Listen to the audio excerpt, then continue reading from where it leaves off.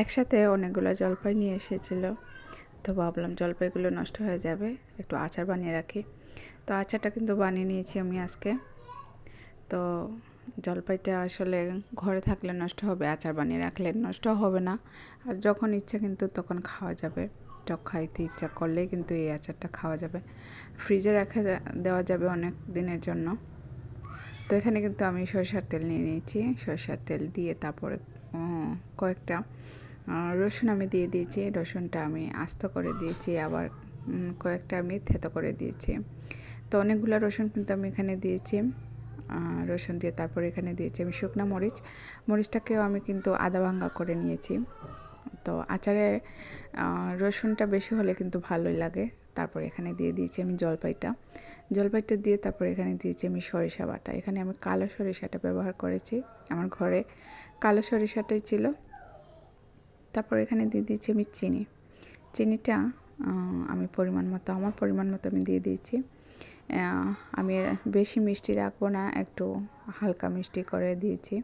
তারপর এখানে পরিমাণ মতো লবণ দিয়ে দিয়েছি আমি হলুদের গুঁড়ো, তারপরে দিয়েছি আমি ধনিয়ার গুঁড়ো, আর এখানে দিব আমি মরিচের গুঁড়ো। একটু ঝাল ঝাল করছি, টক ঝাল এবং মিষ্টিটা কম দিয়েছি। তো এখানে কিন্তু সবগুলা মশলা আমি দিয়ে দিয়েছি, দিয়ে এখন মিক্স করে নেব। যেহেতু আমি চিনি দিয়েছি, তো চিনিটা কিন্তু নিচে লেগে যাওয়ার একটু সম্ভাবনা আছে, তো বারবার কিন্তু নেড়ে চেড়ে দিতে হবে। তারপরে এখানে দিয়ে দিয়েছি আমি সাদা সিরকাটা দিলে কিন্তু আপনার আচারটা অনেক দিন ভালো থাকে, নষ্ট হয় না। সিরকা দিয়ে এখন আমি নেড়ে চেড়ে নিচ্ছি, আর জালটা কিন্তু আমি মিডিয়ামেই রেখেছি। এখন জলপাইটাকে আমি সেদ্ধ করে নিব। এই যে জাল করে নিয়েছি, জাল করে এখন কিন্তু একটু পরপর আমি নেড়ে চেড়ে দিয়েছি। আর এখানটা আমি আগুনটা অফ করে দিয়েছিলাম, পুড়ে যাচ্ছিল। আর এখানে দিয়েছি আমি পাঁচ ফোড়ন, তারপরে মৌরি, মিষ্টি জিরা, সেটাকে আমি একটু গুঁড়ো করে নিয়েছিলাম তাওয়াতে ভাজার পরে গুঁড়ো করে এই যে দিয়ে দিয়েছি আচারের মধ্যে।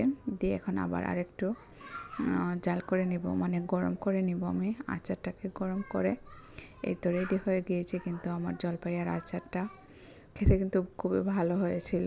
আমি ফ্রিজে রেখে দিয়েছি, যখন ইচ্ছা তখন কিন্তু খাওয়া যাবে পোলাওয়ের সাথে বা কোনো ভাজির সাথেও কিন্তু খেতে খুবই ভালো লাগে আচারটা। আগেও একবার বানিয়েছিলাম, সেই আচারটা কিন্তু আমার শেষ হয়ে গিয়েছে। তো হ্যালো, আসসালামু আলাইকুম। কেমন আছেন আপনারা সবাই? আশা করছি সবাই ভালো আছেন। ধন্যবাদ সবাইকে।